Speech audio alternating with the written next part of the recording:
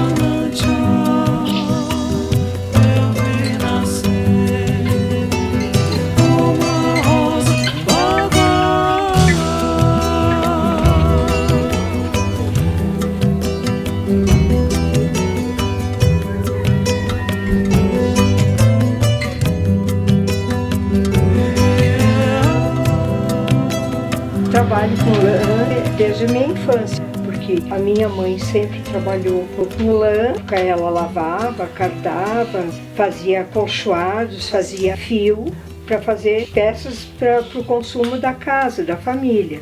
O que ela nos ensinou, tanto eu como as minhas irmãs, o primeiro passo, né? Lavar a lã e fazer o fio e tricotar. A gente ia lá para o arroio com ela, colocava um panelão de água fervente e colocava a lã dentro daquela panela e depois a gente enxaguava numa água corrente que dava o choque térmico e colocava nas cercas de arame para pegar sol e chuva uns quantos dias para alvejar a lã. E dali é que a gente ia recolher a lã e ia fazendo carda para depois fazer os fios. E com a carda a gente fazia as mechazinhas também para fazer as acolchoados.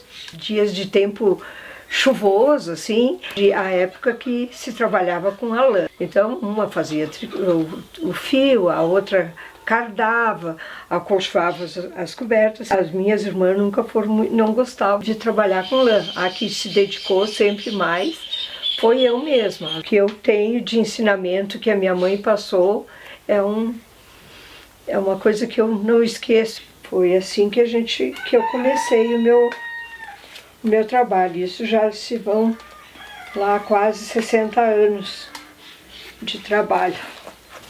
Eu já passei esse ensinamento para todas. Agora nem todos têm o dom, né, de tricotar, mas o básico eu já passei para meus netos, para minhas filhas.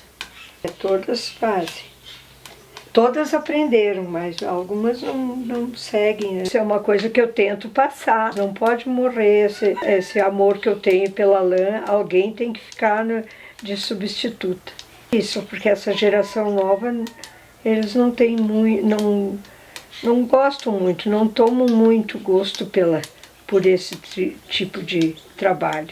Cuido das minhas ovelhas, né, que não são muitas, e tem que tosar mesmo elas para aliviar do calor, que chega no verão, elas precisam disso, né, então a gente aproveita a lã e deixa elas aliviadas. A gente quase não perde, a ovelha é um animal que é fácil de cuidar e tem uma vida bem longa, a não ser os desastres que podem acontecer, né?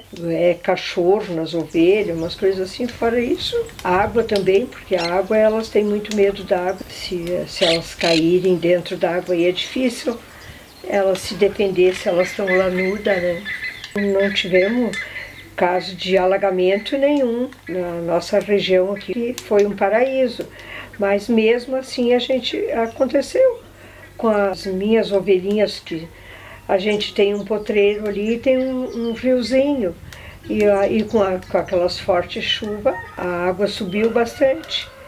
E elas, como têm a obrigação de vir pousar em casa, elas foram se jogar na água e foram arrastadas Quando a gente viu, elas já tinham descido água abaixo, né? Então, aqui aconteceu isso, mas não tivemos problemas de alagamento. E a ovelha, elas são amáveis.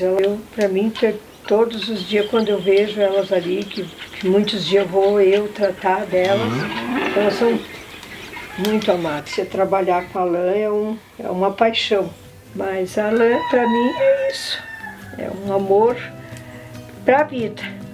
É um trabalho que me realiza. Gosto demais de trabalhar, tricotar, fazer qualquer coisa que eu vá mexer com a lã, ela me dá prazer. Amo o que faço.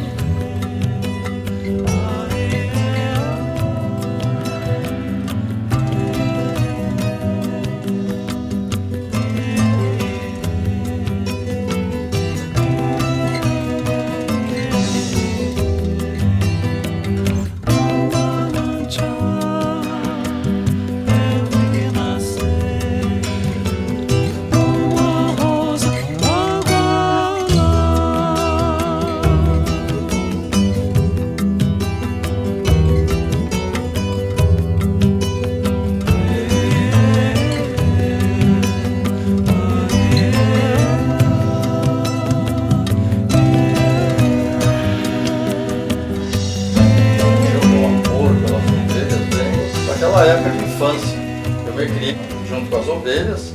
Meu pai tinha uma pequena propriedade rural, e sempre teve ovelhas.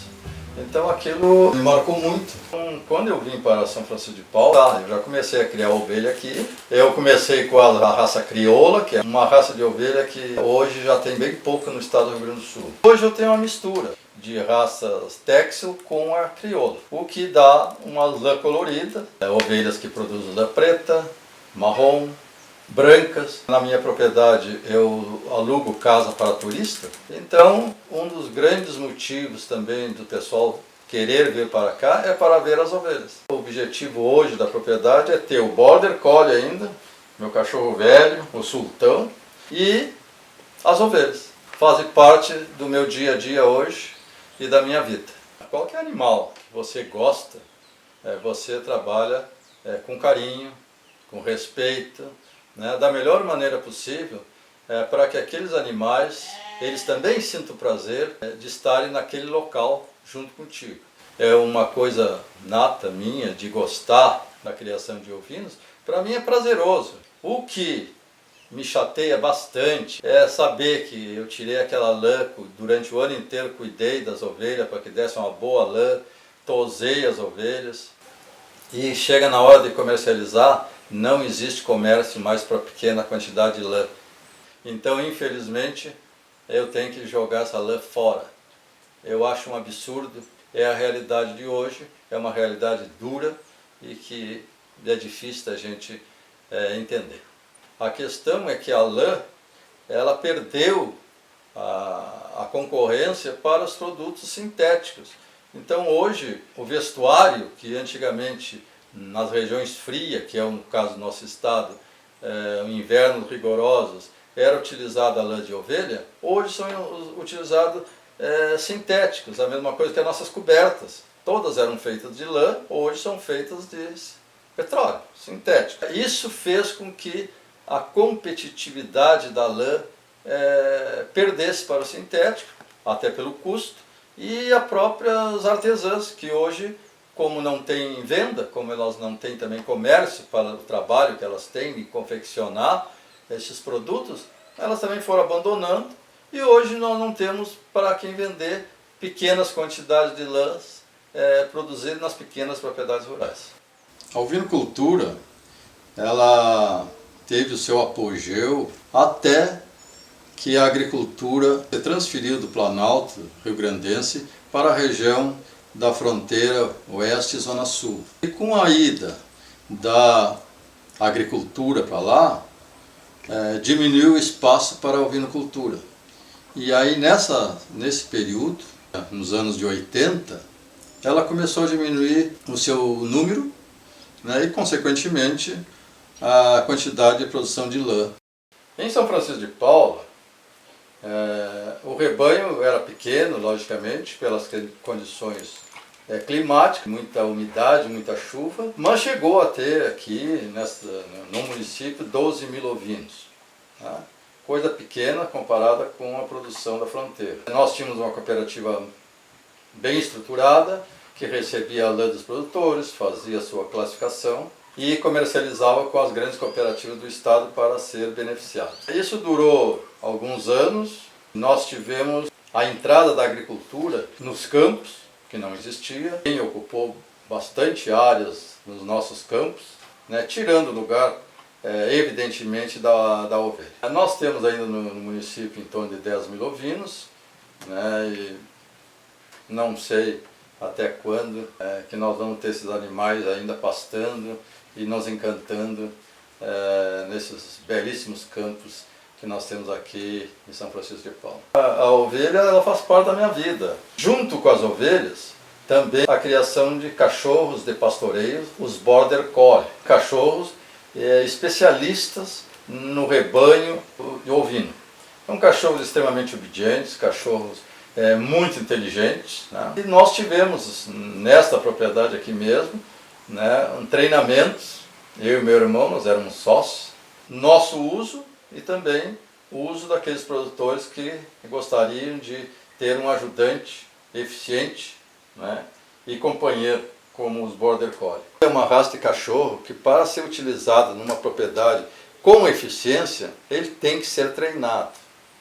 O produtor tem que ter uma interação muito grande com ele desde filhote, para que ele tenha uma confiança muito grande no seu dono, no seu treinador, para que ele possa desenvolver um trabalho eficiente no pastoreio, na condução e na busca de rebanhos, tanto ovinos quanto bovinos.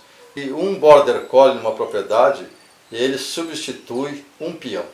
A eficiência dele, né, é muito grande nesse trabalho de buscar. Ele é o único cão, né, de pastoreio que busca o rebanho para você, né, e toca também. É prazeroso, né? Elas estão ali no mesmo horário esperando para entrarem para o galpão, porque elas dormem fechadas, né? E de manhã fazer a mesma coisa para abrir elas e elas saírem, né, pastar.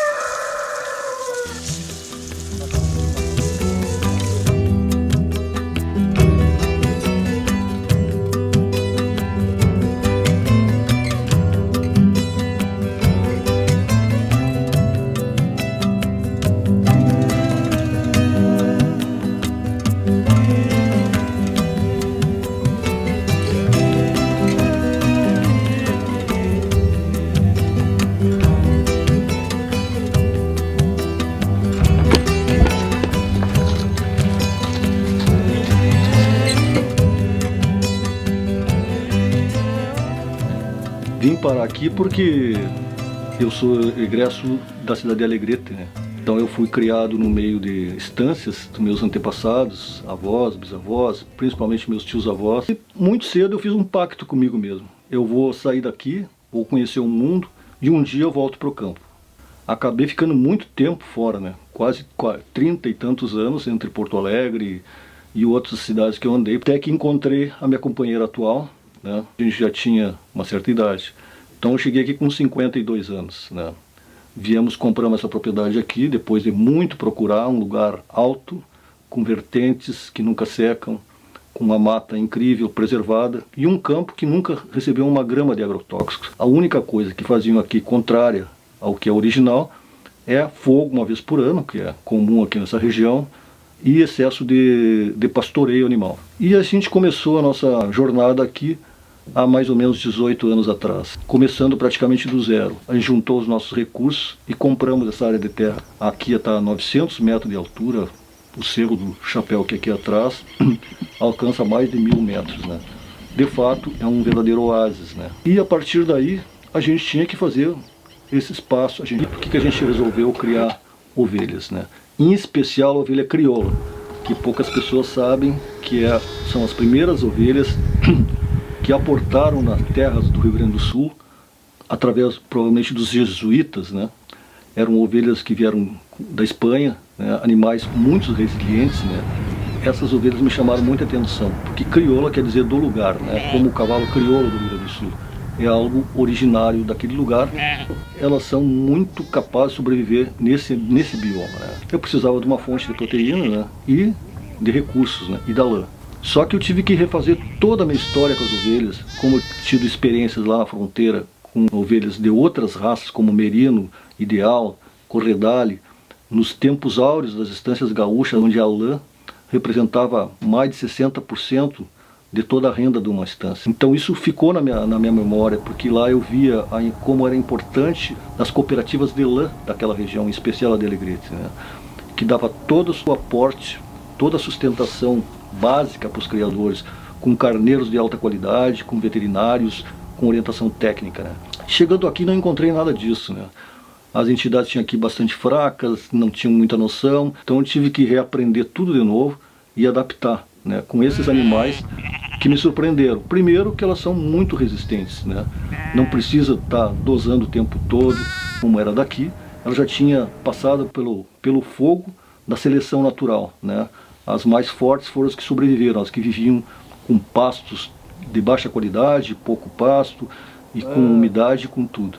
E comprovei tudo isso com as crioulas. Pese que a sua lã não é uma lã fina de micragem apreciável, né, que os artesãos e a indústria, que está aos poucos retomando seu espaço aqui nas nossas terras, procura. Então, transformar aqui o que eu acreditava, o que eu buscava, numa realidade, né, porque sumiu o tecido nobre que é a lã, né? A lã, depois o algodão, linha, essas coisas, mas a lã mais nobre, mais antiga, que remonta desde o início. A humanidade começou a se reunir em pequenas vilas, vilarejos.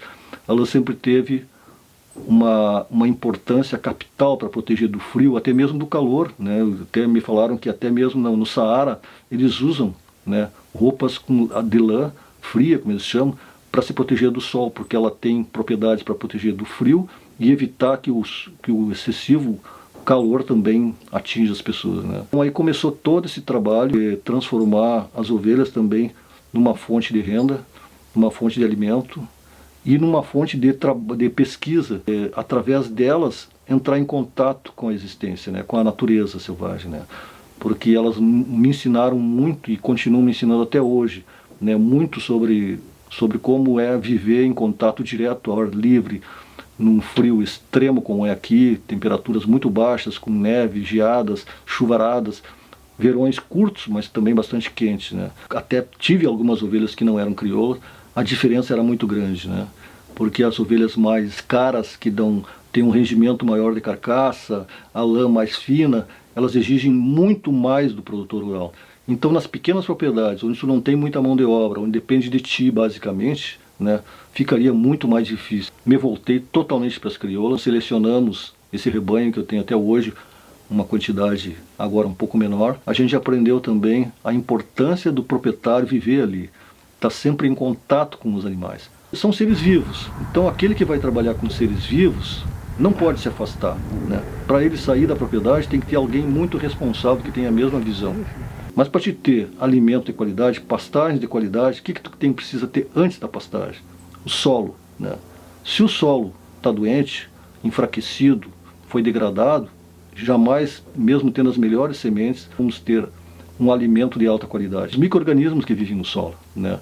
Porque a partir deles, como é na nossa biota intestinal, que o solo se torna capaz de produzir alimentos ricos, né? E se não tiver um aporte de alimento de qualidade, a única saída para um proprietário é trazer de fora o alimento. Aí nós caímos nas rações, nos cereais. Em primeiro lugar, as ovelhas são ruminantes, elas são herbívoros, elas não são cerealistas, né? Então tudo isso passou por nós, né? A questão da saúde dos animais também, que a gente pode usar a ciência também, né? Com consciência, né? Usar a inteligência, a criatividade e não perder de vista que quem está no comando é a natureza. Aí a gente tem que usar todos os artifícios que estão à disposição no mundo inteiro hoje. A gente tem internet, tem acesso a muitas propostas, né? Como por exemplo o processo biodinâmico que a gente usa aqui. Tem que manejar para que aquelas gramíneas e aquelas leguminosas tenham tempo para se recuperar e frutificar, porque senão não vai ter no ano que vem, não vai ter reposição. Fica nos bancos de sementes, mas vai faltar. E aí isso começa a aparecer claramente na qualidade da lã, na saúde dos animais, né? Principalmente nas verminoses, que é o maior inimigo do criador de ovelhas, né? E isso tem uma relação direta com uma boa alimentação. Uma boa alimentação não é uma alimentação em grande quantidade, é muito mais em qualidade. Então são descobertas que só ao longo de muito tempo, com muita paciência, com o coração aberto, escutar as pessoas mais experientes, que a gente vai adquirindo essa sabedoria.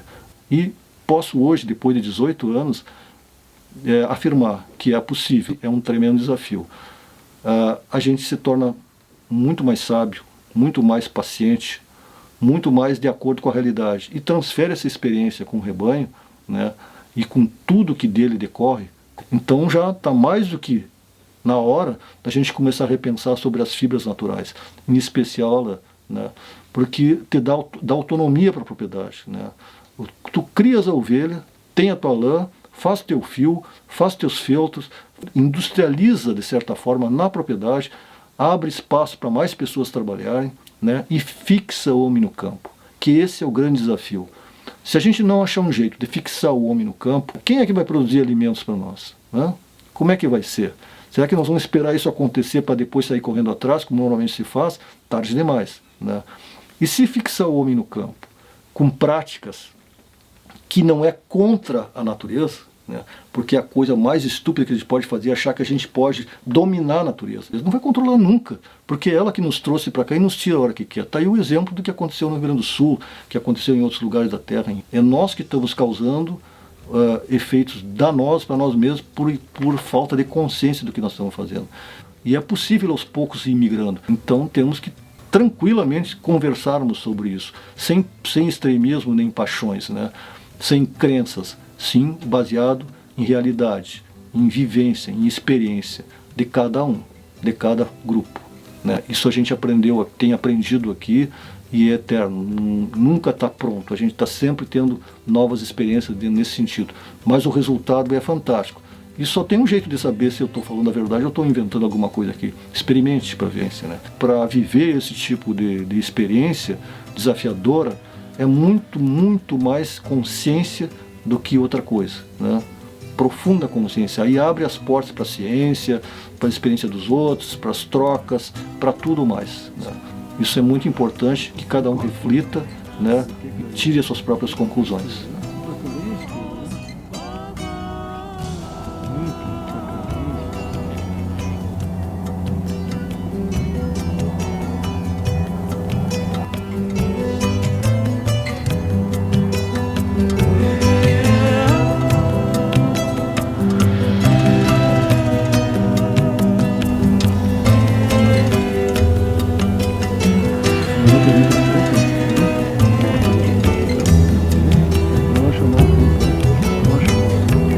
Quer filmar, né? Quer filmar. Lucas? Como que é filmar, Lucas?